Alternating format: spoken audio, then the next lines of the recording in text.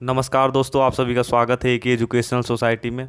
आज मैं आपको बताऊंगा कि गुणात्मक प्रतिलोम और योगात्मक प्रतिलोम परिमेय संख्या में क्या होता है। तो चलिए वीडियो को स्टार्ट करते हैं। वीडियो में बने रहिएगा और प्लीज़ वीडियो को लाइक और सब्सक्राइब ज़रूर करिएगा।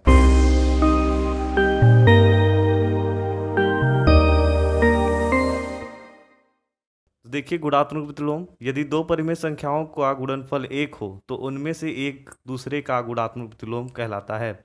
यानी यदि कोई संख्या अगर हम गुणा कर रहे हैं, जैसे मान लेते हैं एक संख्या है वो 5 है और हम इसमें गुणा कर रहे हैं 5 का, अगर इसका योगफल हमेशा एक हो तो क्या होगा, वो उसका गुणात्मक प्रतिलोम होगा। लेकिन यहाँ पे देखिए, 5 में अगर 5 का गुणा करेंगे तो कभी इसका गुणनफल एक नहीं आएगा। तो एक कब आएगा, जब हम 5 में गुणा करेंगे किसका, 1/5 का, तब कितना होगा, ये एक हो जाएगा। 5 5 से कट जाएगा और एक आ जाएगा। ठीक है, तो इसका ये मतलब हुआ कि गुणात्मक प्रतिलोम जो होता है कहीं ना कहीं उसका हमें व्युत्क्रम करना होता है।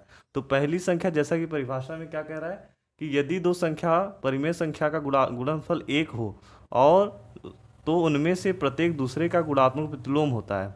तो यदि गुणनफल करने पर एक आए तो जो दूसरी वाली संख्या होगी, यानी दूसरी वाली जो संख्या यानी 1/5 यहाँ पर है, तो ये उसका क्या कहलाएगा, गुणात्मक प्रतिलोम। ये उसका क्या कहलाएगा, गुणात्मक प्रतिलोम। तो इसका आप अर्थ समझ गए होंगे। तो आपको अगर किसी संख्या का गुणात्मक प्रतिलोम पूछे तो आप उसका व्युत्क्रम कर देंगे। तो 1/2 का गुणात्मक प्रतिलोम तो कितना अगर आपको मिलेगा, वो मिलेगा आपको 2 मिलेगा। कैसे मिलेगा, देखिए, ये 1/2 है, इसका व्युत्क्रम करेंगे तो 2 मिलेगा। और जब इसका 2 में गुणा करेंगे तो यहाँ 2 2 कट जाएगा तो 1 आ जाएगा।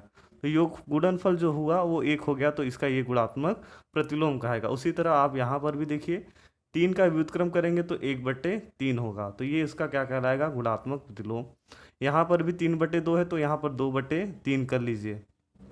2 2 से कटेगा, 3 3 से 1 आ जाएगा, तो ये यानी 2/3 इसका क्या हुआ, 3/2 का गुणात्मक प्रतिलोम हुआ।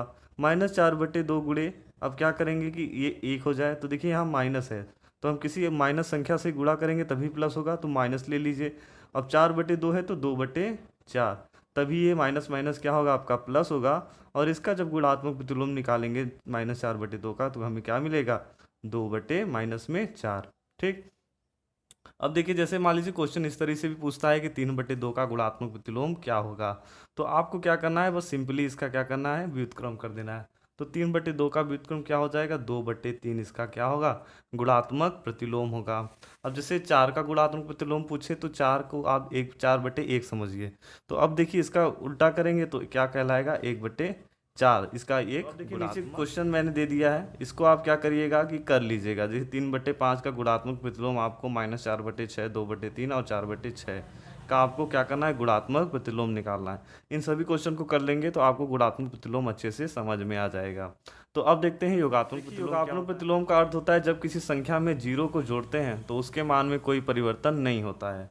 तो यानी देखिए, यहाँ पर योगात्मक प्रतिलोम का जो अवयव होता है, यानी जैसे वहाँ पर गुणात्मक में हमेशा योगफल एक आ रहा था, यहाँ पर हमेशा योगफल करेंगे, सॉरी, वहाँ पर गुणनफल हमेशा एक आ रहा था, तो यहाँ पर जो है आपका योगफल हमेशा क्या आएगा, जीरो आएगा।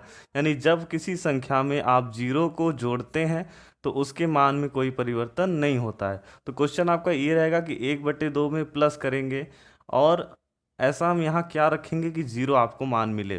तो 1/2 में जैसे मान लीजिए 5 है, 5 में ऐसा क्या जोड़ें कि आपको योगफल जीरो मिले। तो आप जब तक ऋणात्मक संख्या उसी का नहीं लेंगे तब तक मान जीरो होने वाला नहीं है। जैसे मान लीजिए कि आपके पास 5 रुपये था, तो आप अगर किसी को जब तक 5 रुपये नहीं देंगे तब तक आपके पास 0 रुपये नहीं होगा। तो जीरो लाने का एक तरीका यही है कि आप उसी संख्या को उसी संख्या से घटा दीजिए। तो यहाँ देखिए, 1/2 है, 1/2 प्लस यहाँ पर रिक्त स्थान है, यहाँ जीरो लाना है आपको।